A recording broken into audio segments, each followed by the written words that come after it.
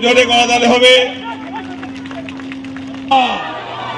জয় বাংলা, জয় বাংলা, জয় বাংলা।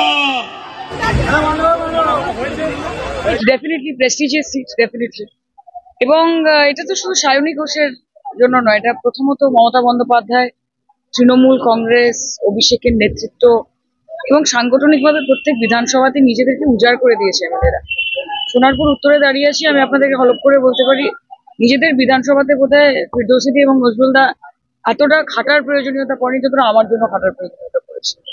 এবং I owe this to them, I dedicate আমাদের কর্মী সমর্থক যারা নিজেদের ইলেকশন মনে করে ইলেকশনটা লড়েছেন এবং নিজের বুথে গিয়ে বলেছেন যে আমার বুথে আমি ছাই, এই বলে বলে তারা পৌঁছেছেন, তারা কাজ করেছেন এবং সেটার প্রতিফলন আমরা দেখতে পেরেছি। We really grateful to the people of Jadavpur and the people of Sonarpur.